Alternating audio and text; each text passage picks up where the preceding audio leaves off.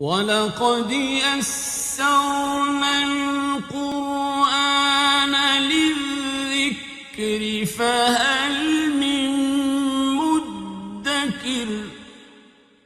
الحمد للہ رب العالمین والصلاة والسلام علی سید الانبیاء والمرسلین، اما بعد فاعوذ باللہ من الشیطان الرجیم، بسم اللہ الرحمن الرحیم۔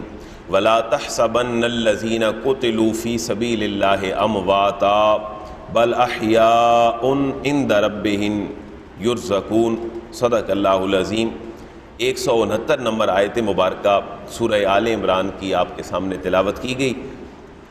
یہ آیت مبارکہ اپنی سابقہ آیات مبارکہ کے ساتھ ایک بڑا گہرا تعلق رکھتی ہے۔ ہمارا موضوع چل رہا تھا غزوہ احد، اور مسلمانوں کو جو ہزیمت اٹھانا پڑی اپنے 70 لوگوں کے لاشیں اٹھانے میں، اللہ کے محبوب کے زخمی ہونے کی کیفیت میں، اور ایک اور بہت بڑا منافقین کا ایک ڈرا بیک تھا جو تقریباً 250 سے 300 لوگوں کو عبداللہ بن ابی سلول کا واپس لے جانا تھا۔ ان کے 2 اعتراضات تھے۔ پہلا اعتراض یہ تھا کہ ہم نہیں کہتے تھے کہ تم نہ جاؤ، ہم واپس آ گئے تھے تو تمہیں بھی واپس آ جانا چاہیے تھا تاکہ تمہیں اتنا نقصان نہ اٹھانا پڑتا۔ اب سوال ان کا اگلا یہ تھا کہ اب دیکھو تمہارے بندے تو دنیا سے چلے گئے ہیں، یہ جو 70 لوگ تم نے مار دیے ہیں اللہ کے راستے میں جن کو تم کہتے ہو، اس کیفیت میں تم نے کتنے گھر برباد کر دیے ہیں معاذ اللہ۔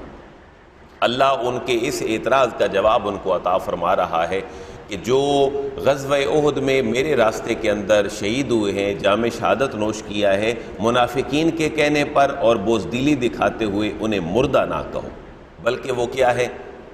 زندہ ہے، لیکن تم ان کی زندگی کا شعور نہیں رکھتے ہو۔ اس آیت کے ترجمے کے بعد میں 3 احادیث مبارکہ آپ کے سامنے رکھنا چاہتا ہوں۔ پہلے اس کا ترجمہ، وَلَا تَحْسَبَنَّ الَّذِينَ قُتِلُوا فِي سَبِيلِ اللَّهِ أَمْوَاتًا وَلَا تَحْسَبَنَّ، اور تم ہرگز گمان نہ کرو۔ ایک ہی اصول ہم گرامر کا پڑھتے آئے ہیں کہ ہر وہ ورب جس کے آخر میں نون ہو اور نون شد کے ساتھ ہو، چھوٹی ڈبلیو کے ساتھ، اس کا معنی ہوتا ہے تاکید پیدا کرنا۔ وَلَا تَحْسَبَنَّ، تم ہرگز گمان نہ کرو، الَّذِينَ، ان لوگوں کو، قُتِلُوا، اس کا ترجمہ ہم نے ایکٹیو وائس نہیں بلکہ پیسو وائس میں کرنا ہے، قُتِلُوا، جو قتل کر دیے گئے، جنہوں نے جام شہادت نوش کیا، فی سبیل اللہ، اللہ کے راستے میں، امواتا، انہیں کیا گمان نہ کرو، یعنی ایک ہے کہنا، لیکن یہاں ممانعت ہے سوچنے کی، یعنی یہ نہیں کہا گیا کہ تم ان کو مردہ نہ کہو، بلکہ کہا گیا وَلَا تَحْسَبَنَّ الَّذِينَ قُتِلُوا فِي سَبِيلِ اللَّهِ أَمْوَاتًا۔ کہنا تو بڑی دور کی بات ہے، تم گمان تک بھی نہ کرو جو اللہ کے راستے میں شہید ہوئے کہ وہ مردہ ہے، بل احیاء، بل کا معنی بلکہ احیاء، وہ زندہ ہیں، عند ربہم، اپنے رب کے پاس۔ کیسے زندہ ہیں؟ یرزقون، یہ بھی پیسو ہے، مجہول ہے، ان کو رزق دیا جاتا ہے۔ کیسے دیا جاتا ہے؟ جیسے مشیت الہی ہے اور قدرت الہیہ ہے، ایسے ہی ان کو رزق دیا جاتا ہے۔ ذرا اس آیت مبارکہ کو سمجھنے کے لیے ایک اور حدیث مبارکہ بھی ذرا دیکھ لیں۔ امام ابو داؤد نے اس حدیث مبارکہ کو ذکر کیا ہے، جدید نمبرنگ کے اعتبار سے 2517 حدیث مبارکہ کا نمبر ہے۔ حضرت ابن عباس اس کے راوی ہیں، فرماتے ہیں کہ رسول اللہ نے فرمایا جب تمہارے مسلمان بھائی غزوہ احد میں شہید کر دیے گئے تو اللہ تعالیٰ نے ان کی روحوں کو سبز رنگ کے پرندوں کے اوپر سوار کر دیا، تشبیہ سمجھانے کے لیے، سبز رنگ کے پرندوں کے اوپر، اور ایک اور روایت ہے کہ سبز رنگ کے پرندوں کے پوٹوں کے اندر ان کی روحوں کو اللہ نے سوار کر دیا۔ وہ جنت کے دریاؤں پر وارد ہوتے، جنت کے پھلوں سے کھاتے، اور جو قندیلیں عرش کے سائے میں لٹکی ہوئی ہیں ان قندیلوں کے پاس آتے جاتے ہیں۔ پھر انہوں نے پاکیزہ اور لذیذ کھانا کھایا جو اللہ کے راستے میں شہید ہو گئے، اور پاکیزہ اور لذیذ مشروب پیا۔ ذرا غور سے جملہ سنیے گا، جنت کی ساری نعمتیں جب انہوں نے دیکھ لیں تو انہوں نے کہا اللہ کے حضور کوئی ہے جو ہماری طرف سے ہمارے بھائیوں کو پیغام پہنچا دے کہ ہم تو زندہ ہیں؟ کوئی ہے ایسا بندہ؟ اللہ کے حضور ایک ریکویسٹ ہے، جب جنت کی ساری نعمتیں دیکھ لیں کہ ہے کوئی ایسا بندہ کہ جن نعمتوں کو ہم انجوائے کر رہے ہیں، ان نعمتوں کا بیان ہمارے سابقہ بھائیوں کو بھی بتا دے جنہوں نے جام شہادت نوش کیا۔ تو حضور فرماتے ہیں، ابو داؤد شریف کی اس حدیث مبارکہ کے پیش نظر اللہ تعالیٰ نے فرمایا تمہارا یہ پیغام تمہارے باقی بھائیوں تک پہنچانے کا ذمہ میں لیتا ہوں، میں تمہارے باقی بھائیوں تک یہ بات پہنچا دوں گا۔ اور پھر حضور فرماتے ہیں یہ آیت مبارکہ نازل ہوئی، اور یہ کیا ہے؟ وَلَا تَحْسَبَنَّ الَّذِينَ قُتِلُوا فِي سَبِيلِ اللَّهِ امواتا۔ اب یہ اللہ کا پیغام ہے جو شہداء کی طرف سے ہے، اور اللہ اس کو زندوں کو عطا فرما رہا ہے۔ جو اللہ کے راستے میں مارے گئے انہیں مردہ نہ کہو، بلکہ وہ زندہ ہیں، اور ان کو ان کی قبروں میں رزق دیا جاتا ہے۔ پھر آگے اس کی تفصیل فرما دی کہ وہ ایسا رزق ہے جس کا میں اور آپ اس کا شعور نہیں رکھتے۔ یعنی جب یہ بات ہی کہہ دی گئی کہ تم شعور نہیں رکھتے، اس کو احاطہ شعور میں لانے کی ضرورت نہیں ہے۔ ایک دو تاریخی واقعات، یہ بیسیکلی 154 نمبر آیت مبارکہ سورہ بقرہ میں گزر چکے ہیں، لیکن ریمائنڈر کے طور پر آپ کے سامنے عرض کر رہا ہوں کہ جو اللہ کے راستے میں مر جائے وہ کون ہے؟ وہ شہید ہے۔ اور وہ کیسا شہید ہے؟ تین نقطہ ہائے نظر ہیں کہ کیا وہ جسمانی طور پر زندہ ہے آج ہمارے درمیان، کیونکہ اللہ فرما رہے ہیں ان کو مردہ نہ کہو بلکہ وہ زندہ ہے۔ وہ کیسے زندہ ہے؟ کیا صرف جسمانی طور پر زندہ ہے، صرف روحانی طور پر زندہ ہے، یا اپنے مشن کے اعتبار سے زندہ ہے؟ سر سید احمد خان کا موقف یہ ہے، تفسیر القرآن وہو الہدی والفرقان ان کی پوری تفسیر کا نام ہے۔ سر سید کا موقف یہ ہے کہ یہ جو زندگی کا شعور ہے شہداء کا، جن کو اللہ فرما رہا ہے مردہ نہ کہو، یہ ان کی مشن کی بات ہے کہ جس مشن اور جس کاز کے لیے وہ مرے تھے وہ اتنی زندہ جاوید ہے کہ ان کا مشن آج بھی زندہ ہے، لہذا سمجھانے کی کوشش کی گئی ہے وہ زندہ نہیں ہے۔ ایک دوسرا موقف یہ ہے کہ وہ زندہ ہے لیکن روحانی طور پر زندہ ہے، جسمانی طور پر وہ زندہ نہیں ہے۔ اہل سنت کا موقف یہ ہے کہ ان کا مشن بھی زندہ ہے، وہ روحانی طور پر بھی زندہ ہے، وہ جسمانی طور پر بھی زندہ ہے۔ اس کے اوپر شواہد ذرا دیکھیے گا، بہت ساری حدیث مبارکہ ہیں، میں ایک سمری آپ کی خدمت میں عرض کر رہا ہوں۔ سب سے پہلی حدیث ہے صحیح بخاری کی، اور یہ 1351 اور 1352 نمبر حدیث مبارکہ ہے کہ موقف کیا ہے کہ شہید زندہ ہے، کتنے پوائنٹس کے ساتھ؟ مشن کے ساتھ، اپنی روح کے ساتھ، اور اپنے جسم کے ساتھ۔ یہ اہل سنت کا موقف ہے۔ اس پہ پہلی دلیل حضرت جابر رضی اللہ تعالیٰ عنہ بیان کرتے ہیں کہ جب غزوہ احد پیش آیا تو میرے والد نے مجھے رات کو بلایا۔ حضرت جابر فرماتے ہیں میرے والد نے مجھے رات کو بلایا اور کہا کہ میرا یہی گمان ہے کہ نبی صلی اللہ علیہ وسلم کے صحابہ میں سے جو شہید ہوں گے ان میں سے سب سے پہلا شہید میں ہوں گا۔ حضرت جابر کے والد اپنے بیٹے حضرت جابر کو کہتے ہیں کہ جو حضور کے ساتھ غزوہ احد میں شہید ہوں گے، میرا اپنا ایک چھٹی حص مجھے یہ کہتی ہے ان میں سے سب سے پہلا بندہ میں ہوں گا۔ اور اپنے بیٹے کو وصیت کرتے ہیں کہ میں جن کو چھوڑ کر جا رہا ہوں ان میں رسول اللہ کے بعد مجھے سب سے زیادہ عزیز تم ہو۔ جو میرے گارڈین ہوں گے، پیچھے بچیں گے، ان میں سب سے زیادہ عزیز مجھے حضور کے بعد تم ہو، بس مجھ پر قرض ہے تو تم میرا قرض ادا کر دینا اور اپنی بہنوں کے ساتھ نیک سلوک کرنا۔ تو حضرت جابر صحیح بخاری کی حدیث 1351 اور 52 میں کہتے ہیں کہ پھر صبح ہوئی تو میں نے دیکھا کہ میرے والد سب سے پہلے شہید ہو گئے، اور ان کی شہادت کے بعد اب مسئلہ یہ درپیش آیا کہ لوگوں کو دفن کیسے کیا جائے۔ ایک اور بات ذہن میں رکھیے گا، اللہ کے محبوب نے تمام لوگوں کے جنازے بھی پڑھائے اور گروہوں کی شکل میں پڑھائے۔ حضرت حمزہ رضی اللہ تعالیٰ عنہ واحد شخصیت ہیں کہ جن کا جنازہ حضور نے ہر جنازے کے ساتھ پڑھایا، یعنی غزوہ احد کے جتنے شہداء تھے ان کے جنازے پڑھائے۔ اور حضرت حمزہ کے ساتھ آپ کا تعلق، کیونکہ دو رشتے تھے بڑے حضور کے، حضرت حمزہ حضور کے رضائی بھائی بھی تھے اور آپ کے چچا بھی تھے۔ ایک دایا کا دودھ حضور نے اور حضرت حمزہ نے مل کر پیا تھا، اور اس کے ساتھ یہ تھا کہ آپ کے چچا کا تعلق بھی ایک آپ کے ساتھ تھا۔ اور پھر ایک امتیاز ہے حضرت حمزہ کا کہ جب حضرت حمزہ شہید ہو گئے اور لوگ واپس آئے اپنے گھروں میں تو تمام گھروں کے اندر ایک دکھ اور سوگ کی کیفیت تھی، تو حضور نے فرمایا کہ میرے حمزہ کے اوپر آج رونے والا کوئی نہیں ہے۔ اور پھر جتنی عورتیں تھیں مسلمانوں کی وہ آئیں اور ساری رات وہ سوگ کی کیفیت میں رہیں۔ اللہ کے محبوب نے صبح انہیں دعائیں دے کر اپنے گھروں کو رخصت فرمایا۔ ایک ہے سوگ اور ایک ہے ماتم۔ اللہ کے محبوب نے اور اسلام نے سوگ کی اجازت دی ہے لیکن ماتم کی اجازت نہیں دی۔ حضرت جابر کہتے ہیں کہ جب میرے والد شہید ہو گئے تو اب دو بندوں کو دفنانے کی بات تھی ایک ایک قبر کے اندر، تو میں نہیں چاہتا تھا کہ میرے والد کو کسی کے ساتھ دفنایا جائے، لیکن چاروں ناچار حالات کے پیش نظر حضرت جابر کہتے ہیں میرے والد کو ایک اور صحابی کے ساتھ دفن کر دیا گیا۔ لیکن کہتے ہیں کہ میرے دل میں یہ خواہش رہتی تھی کہ میں اپنے والد کو الگ دفن کروں۔ صحیح بخاری کی حدیث مبارکہ میں کہ وہ کہتے ہیں میں نے 6 مہینے بعد اپنے باپ کی قبر کو نکالا اور میں نے ان کو وہاں سے اور جگہ پہ الگ دفن کیا، اور کہتے ہیں کہ میں نے جس طرح اپنے باپ کو دفن کیا تھا میں نے 6 مہینے بعد اسی کیفیت میں اپنے باپ کو قبر سے نکالا۔ کہتے ہیں صرف ان کے کان کے اوپر کہیں مٹی لگی تھی، ادروائز کوئی آپ کی جو باڈی تھی اس کے اوپر کوئی کیفیت جو ہے اور مرتب نہیں ہوئی تھی۔ یہ صحیح بخاری کی حدیث مبارکہ ہے۔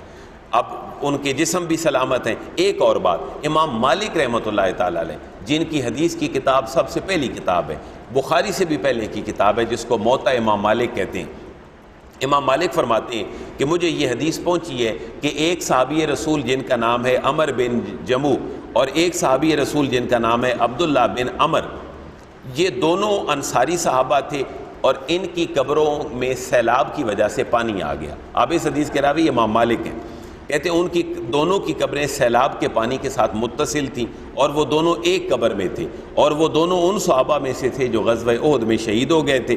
بس ان دونوں کی قبروں کو کھودا گیا تاکہ ان کو اس جگہ سے منتقل کر لیں۔ تو حضرت امام مالک رحمۃ اللہ تعالیٰ علیہ یہ فرماتے ہیں اپنی حدیث کی موطا امام مالک میں کہ میں نے یہ دیکھا کہ وہ دونوں اسی حال میں تھے جس حال میں ہم نے ان کو دفن کیا تھا۔ اور پھر ایک اور بات کا اضافہ کرتے ہیں کہ ان کے جسموں میں کوئی تغیر نہیں تھا، ان دونوں میں سے ایک زیادہ زخمی حالت میں تھا جب دفن ہوا تھا، اور کہتے ہیں اس نے اپنا ہاتھ اپنے جسم کے اوپر اس جگہ پہ رکھا ہوا تھا جہاں زخم کا نشان تھا، بس اس کو اسی حالت میں دفن کر دیا گیا جہاں زخم کا نشان تھا۔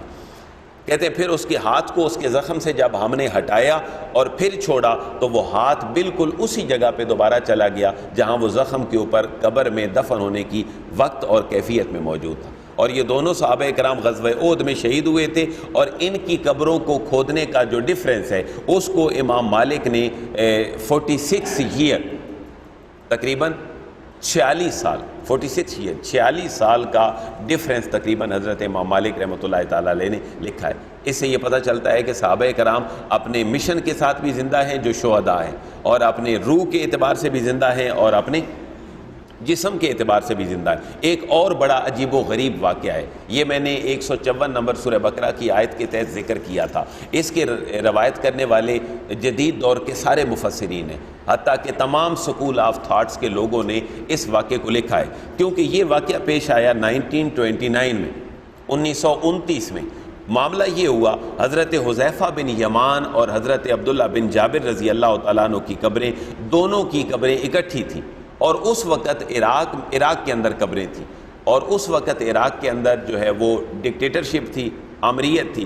تو کہتے ہیں جو حاکم وقت تھا اس کے بعد اس کے خواب کے اندر اس کو یہ کیفیت بتلائی گئی کہ بھئی ہم دونوں کی قبروں کے اندر پانی آ رہا ہے سمندر کا، لہٰذا ہماری قبروں کو یہاں سے شفٹ کرو۔ اب میں جس بندے کا جملہ پڑھ رہا ہوں ان کا نام ہے مفتی محمد تقی عثمانی، جن کا دیوبندی اسکول آف تھاٹ سے تعلق ہے۔ انہوں نے اپنے سفر نامے میں یہ بات لکھی ہے کہ میں ان کی قبروں کے اوپر بھی گیا ہوں۔ پیر کرم شاہ الازہری رحمۃ اللہ تعالیٰ علیہ نے ضیاء القرآن میں بھی لکھی ہے، اور علامہ غلام رسول سعیدی رحمۃ اللہ تعالیٰ علیہ نے تبیان القرآن اور تبیان الفرقان دونوں تفسیروں میں لکھی ہے۔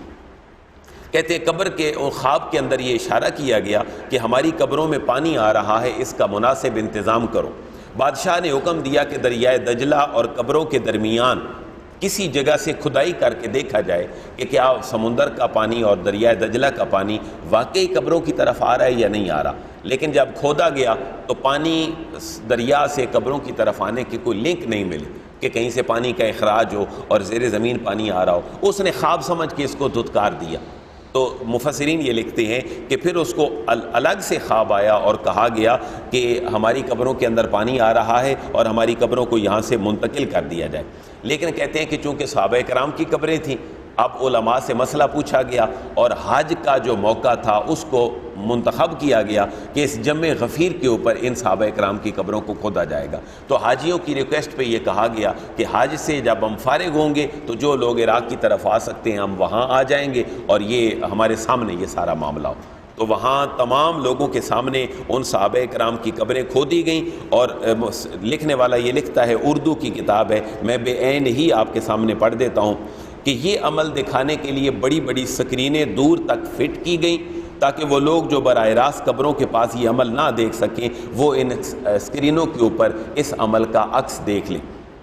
وہ لکھتے ہیں اس طرح یہ مبارک قبریں کھودی گئیں، ہزارہا افراد کے سمندر نے یہ حیرت انگیز منظر اپنی آنکھوں سے دیکھا، اور تقریباً 13 صدیاں گزرنے کے باوجود دونوں بزرگوں کے ناشہائے مبارکہ بالکل صحیح، سالم اور تر و تازہ تھی، جس کو ہزاروں، لاکھوں، بلکہ اگر کروڑوں میں کہا جائے تب بھی مبالغہ نہیں ہوگا جس میڈیا کی شکل میں یہ بیان کر رہے ہیں۔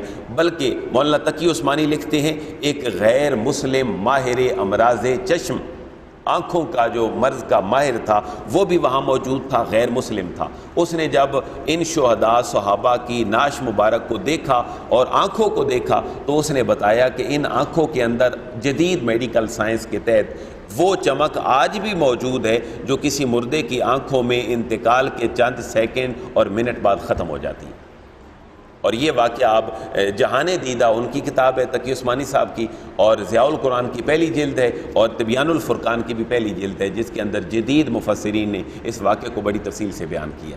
تو اہل سنت کا موقف میں اگر واضح کر پایا ہوں کہ یہ لوگ اپنے مشن کے اعتبار سے بھی زندہ ہیں، روحانی اعتبار سے بھی زندہ ہیں، اور جسمانی اعتبار سے بھی زندہ ہے۔ سوشل میڈیا کے اوپر بھی صحابہ کرام کی قبروں کی طرف منسوب ہیں چند چیزیں کہ صحابہ کرام کی قبریں نکالی گئیں اور وہ اپنی قبروں کے اندر زندہ تھے۔ اب ذرا غزوہ احد کے تناظر میں ایک بات اور ذہن میں رکھیے گا، وَلَا تَحْسَبَنَّ الَّذِينَ قُتِلُوا فِي سَبِيلِ اللَّهِ أَمْوَاتًا، جو اللہ کے راستے میں شہید ہو گئے ان کو مردہ نہ کہو بلکہ وہ زندہ ہیں، تم ان کی زندگی کا شعور نہیں رکھتے۔ اس کے ساتھ ایک اور بات ایڈ کر لیجئے گا، صحیح بخاری 4090 حدیث مبارکہ کا نمبر ہے۔ حضرت انس رضی اللہ تعالیٰ عنہ بیان کرتے ہیں کہ ہم قرآن مجید میں یہ آیت مبارکہ پڑھتے تھے، لیکن اس کے بعد یہ آیت مبارکہ منسوخ ہو گئی۔ کون سی آیت مبارکہ؟ جس کا اردو کا مفہوم میں نے آپ کے سامنے رکھ دیا کہ جب شہداء نے اللہ کے ہاں نعمتیں ساری دیکھ لی اور اللہ کے ہاں وہ تمام پاکیزہ میوہ جات کھا لیے، تو ذہن کے اندر یہ سوال پیدا ہوا کہ جو نعمتیں ہم انٹرٹین کر رہے ہیں وہ ہماری نعمتیں کون ہمارے باقی ساتھیوں کو چل کر بتائے گا؟ تو ذمہ کس نے لیا؟ اللہ تعالیٰ نے، اور یہ آیت نازل فرمائی۔ حضرت انس فرماتے ہیں صحیح بخاری کی حدیث میں اس آیت کے ساتھ ایک اور ٹکڑا بھی تھا لیکن وہ پھر منسوخ ہو گیا، میں وہ بھی پڑھ دیتا ہوں۔ وہ ہے بلغوا انا قومنا، ہماری قوم کو ہماری طرف سے پہنچا دو، انا لقینا ربنا، ہم اپنے رب کے ساتھ ملاقات کر چکے ہیں، ورضی عنا، وہ ہم سے راضی ہے، وردانا، اور ہم اپنے رب سے راضی ہیں۔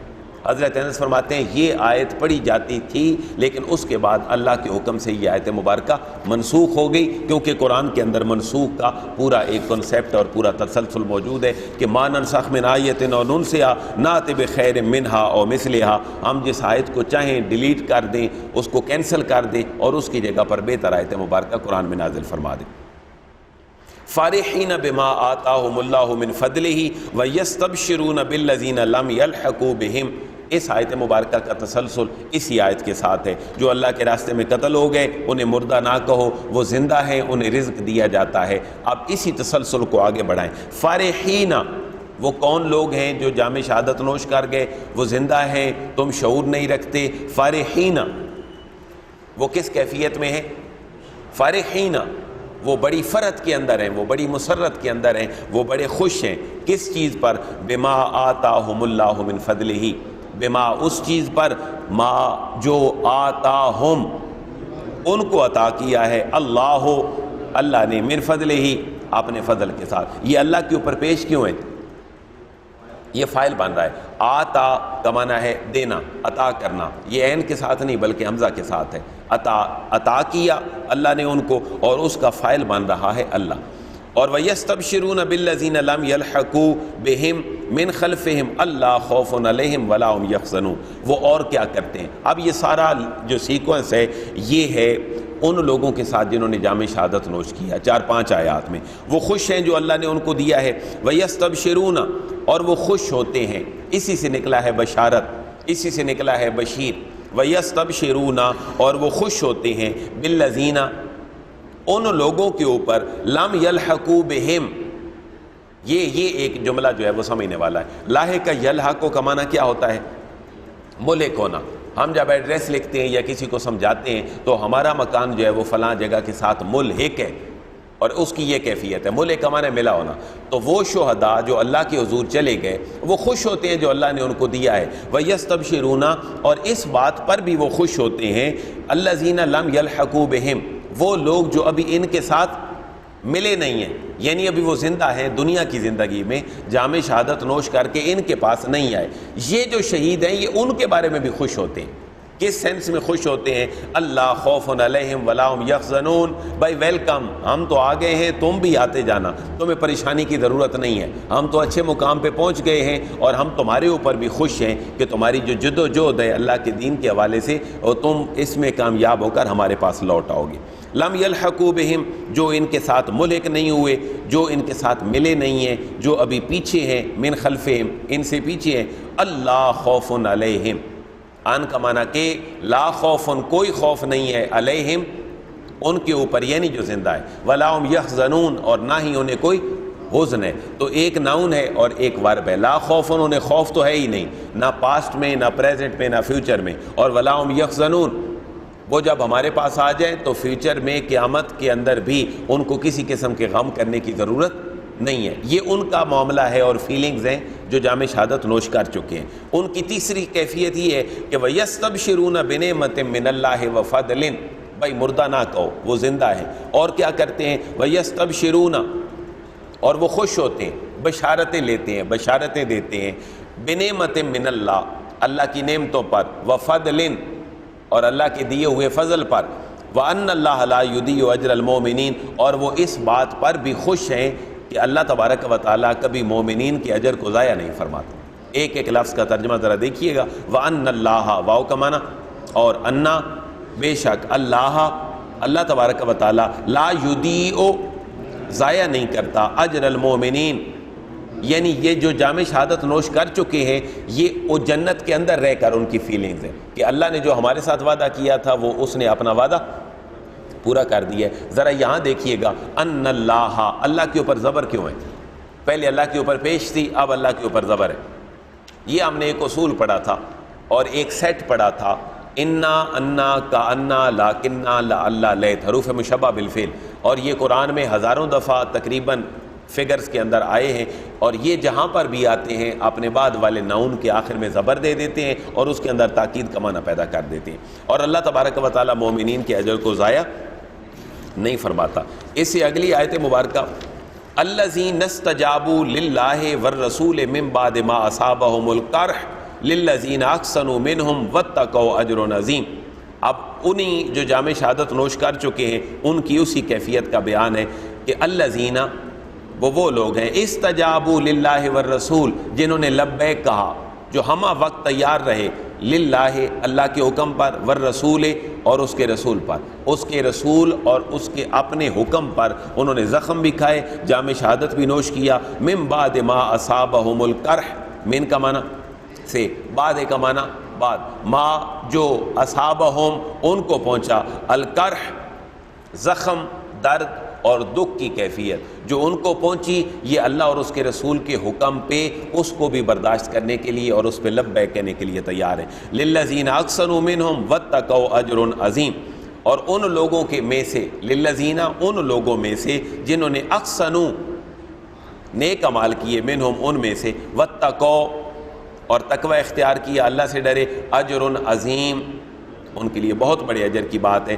الذین قال لهم الناس ان الناس قد جمعوا لكم فاخشوهم فزادهم ایمانا وقالوا حسبنا اللہ ونعم الوکیل.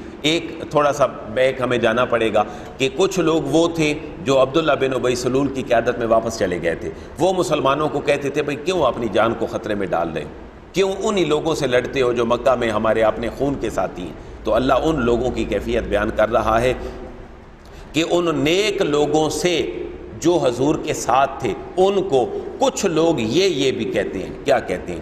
الذین قال لهم الناس، الذین یہ وہ لوگ ہیں جام شہادت نوش کرنے والے نیک لوگ یا جو حضور کے مشن میں حضور کے ساتھ تھے، یہ ان لوگوں میں سے قال لهم الناس، قال کا معنی کہا، لہم ان کو، الناس کچھ لوگوں نے. یہاں الناس سے کون لوگ مراد ہیں؟ منافقین. اور الذین سے مراد ہے نیک لوگ جو حضور کے ساتھ تھے، وہ ان نیک لوگوں سے بعض لوگوں نے یعنی منافقین نے کہا، کیا کہا؟ ان الناس قد جمعوا لکم، ان بے شک الناس لوگوں نے، قد جمعوا لکم وہ تمہارے، قد کا معنی تحقیق، جمعوا اکٹھے ہو گئے، لکم تمہارے لیے۔ وہ کچھ کفار جو ہیں وہ منافقین مسلمانوں کو یہ کہتے ہیں کہ کفار اپنی اتنی تعداد میں وہ لوگ جو ہیں وہ تمہارے مقابلے کے لیے اکٹھے ہو گئے، لہذا فخشوہم۔ ہاں یہ کون کہہ رہا ہے؟ منافقین، حضور کے ساتھ رہنے والے ثابت قدم لوگوں کو یہ کہہ رہے ہیں کہ فخشوہم، کفار تمہارے خلاف اکٹھے ہو گئے ہیں، تم تعداد میں 1000 ہو اور وہ 2500 ہیں، لہذا فخشوہم، ان سے ڈرو اور ان کے قریب نہ جاؤ۔ لیکن فزادہم ایمانا، اللہ فرماتا ہے منافقین کے اس چونچلے پن کے بعد بھی اللہ نے کیا کیا؟ فزادہم ایمانا، ان کے ایمان کو اللہ نے اور زیادہ فرما دیا۔ وقالوا حسبنا اللہ ونعم الوکیل، اور ان کی زبان پہ ایک ہی جملہ تھا، وقالوا، اور انہوں نے کہا حسبنا اللہ، اللہ ہمیں کافی ہے، ونعم الوکیل، اور وہ بہت اچھا کارساز ہے۔ یہ آیت مبارکہ اسی تسلسل کے ساتھ آگے چل رہی ہیں۔ فانقلبوا بنعمت من اللہ وفضل لم یمسسہم سوء واتبعوا رضوان اللہ واللہ ذو فضل عظیم۔ اسی ٹیکسٹ میں ذرا ساتھ میں لا دیں، فانقلبوا، انقلب ینقلب، انقلاب کا معنی ہے لوٹنا، پھرنا،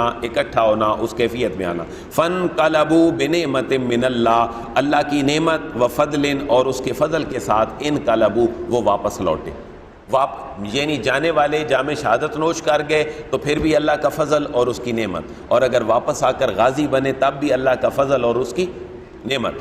وَلَمْ يَمْسَسْهُمْ سُوء، لم کا معنی نہیں، مسا یمسو کا معنی چھونا، قریب آنا، لم یمسسہم سوء، کوئی ضرر، کوئی تکلیف کسی قسم کی وہ ان کو نہیں پہنچی۔ واتبعوا رضوان اللہ، واو کا معنی اور، اتبعوا وہ پیچھے چلتے رہے، رضوان اللہ اللہ کی رضا، جہاں اللہ کی رضا جاتی تھی وہاں پیچھے جاتے تھے، اور اللہ کی رضا کہاں چھپی تھی؟ اس کے رسول کے قول اور اس کے رسول کے فعل کے اندر، جہاں جہاں اس کے رسول کا حکم تھا وہاں وہاں اللہ کی رضا چھپی تھی۔ واللہ ذو فضل عظیم، اور اللہ تبارک و تعالیٰ بہت بڑا فضل فرمانے والا ہے، فضل عظیم، بہت بڑا فضل فرمانے والا ہے۔ اگلی آیت مبارکہ انشاءاللہ نیکسٹ سیشن میں، اور 175 نمبر آیت مبارکہ ہوگی سورہ آل عمران کی۔ الحمدللہ۔